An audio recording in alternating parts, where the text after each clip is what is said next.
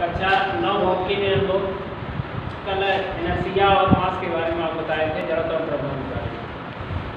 तो देखिए जड़त्व का संबंध सीधा द्रव्यमान से है, जो आपको बताया गया था। अब इस जड़त्व का हमारे दैनिक जीवन क्या उपयोग है, आइए जरा देखते हैं। कि जैसे चलते हैं और हमको ठोकर लग जाती है तो हम आगे की ओर गिर जाते हैं। तो चूँकि पैर में ठोकर लगती है, पैर हमारा रेस्ट में आ जाता है और बॉडी हमारी चलती रहती है, क्योंकि इसमें बॉडी में द्रव्यमान है, इसलिए ये गतिमान रहता है।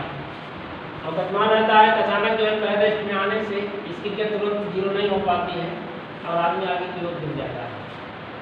अगर इसमें जड़त्व नहीं होता तो ये तुरंत एक रेस्ट में आ जाता है, लेकिन जड़त्व होने के कारण, द्रव्यमान होने के कारण इसमें जड़त्व है। और जड़त्व का यह गुण है कि वह जिस पोजीशन में रहता है उस पोजीशन को बनाए रखता है, तो उसी गुण को जड़त्व कहते हैं। पदार्थ का वही गुण जिसके कारण वो जिस अवस्था में रहे उसी अवस्था में बनाए रखना चाहता है, पदार्थ का वही गुण जड़त्व कहा जाता है। इसलिए ये ऊपर वाला पार्ट गतिमान था, अब गतिमान आना चाहता है, क्योंकि बल नीचे लगा हुआ है, ठोकर नीचे लगी हुई है पैर में, इसलिए ये रेस्ट में आ गया। बल तो यहाँ लगा और ये वाला पार्ट जो है चल रहा है, इसलिए आप आगे की ओर गिर जाते हैं। इसी प्रकार से ब्रेक लगने पर आप आगे की ओर झुक जाते हैं, जो सीट पर आप बैठे रहते हैं वो पार्ट आपका रेस्ट में आ जाता है और बॉडी ऊपरी भाग आप चलता रहता है, इसलिए आप आगे की ओर झुक जाते हैं या गिर जाते हैं। ये सब तमाम जो है दैनिक जीवन में जड़त्व का महत्व है, जो आप लोग पढ़ेंगे। तो अब इसके बाद जो है जड़त्व के नियम में जो हम गति के नियम कल आपको बता रहे थे, गति के नियम, गति के 3 नियम हैं। पहला नियम जड़त्व का नियम ही कहा जाता है, जो गैलीलियो द्वारा बनाया गया है, उसके द्वारा दिया गया है।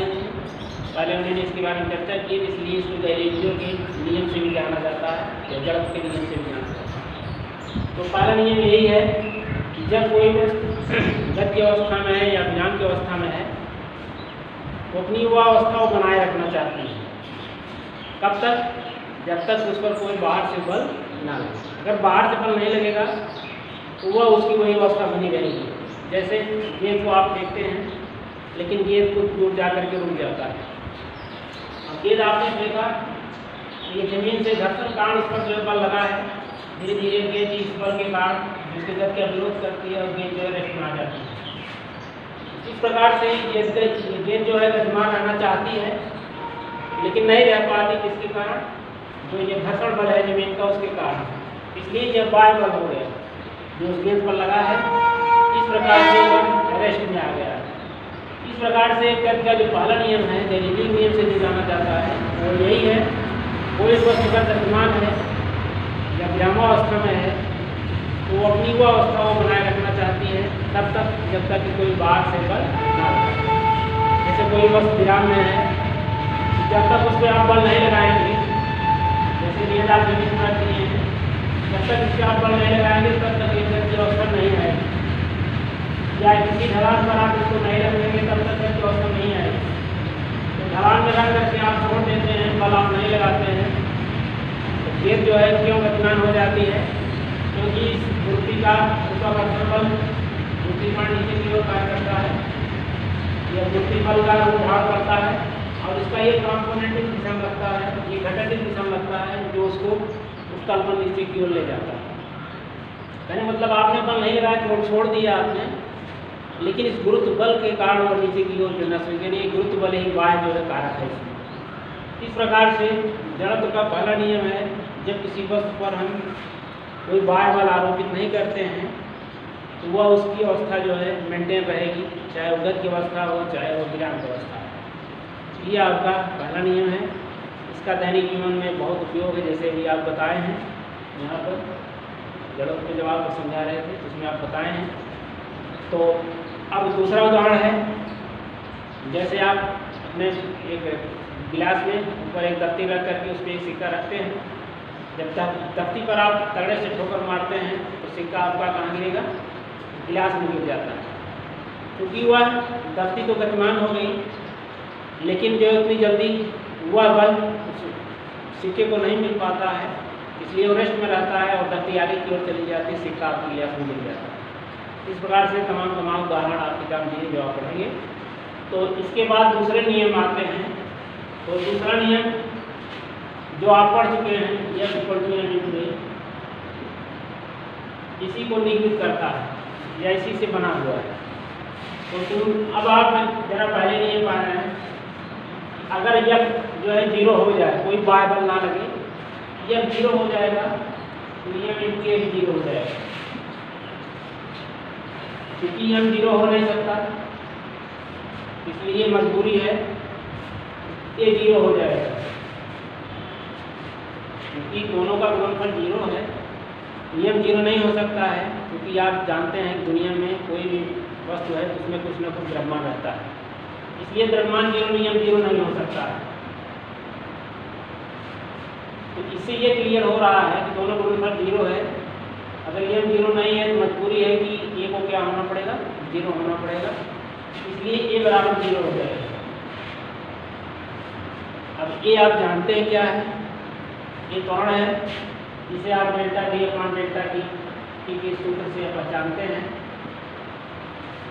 वेग में परिवर्तन 0 हो जाएगा, delta V upon delta T equal to 0 होगा। अब यहाँ से आप पा जाएंगे कि डेल्टा वी इक्वल टू 0 हो जाएगा, क्योंकि इधर जाएगा तो 0 बन जाएगा, 0 मल्टीप्लाई करके डेल्टा वी एक वेग में परिवर्तन है, वेग में परिवर्तन 0 हो गया, अर्थात वेग में जब कोई परिवर्तन नहीं हो रहा है, इसका मतलब अगर वस्तु जो है जिस वेग से चल रही है उसका वही वेग बना रहेगा, या कोई वस्तु अगर रुकी हुई है तो उसके वेग में परिवर्तन नहीं होने का मतलब वो विरामावस्था में ही रहेगी। तो यह कब हुआ, जब यह 0 हुआ, डेल्टा वी तब 0 हुआ जब यह का मान 0, अर्थात किसी वस्तु पर कोई बाय बल ना लगे तो डेल्टा वी 0 हो जाएगा।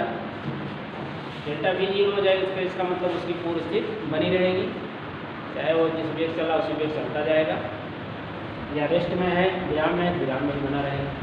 इस प्रकार से यह जो है यह बराबर ये से हमने सिद्ध कर दिया कि क्या पहला नियम अर्थात जड़त्व का नियम आप नियम यहाँ से हुआ है।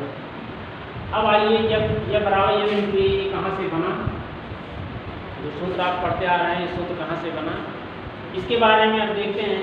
यह प्रायोगिक सिद्धांत द्वारा बनाया गया है। किसी पिंड का द्रव्यमान जैसे जैसे आप बढ़ाते जाएंगे,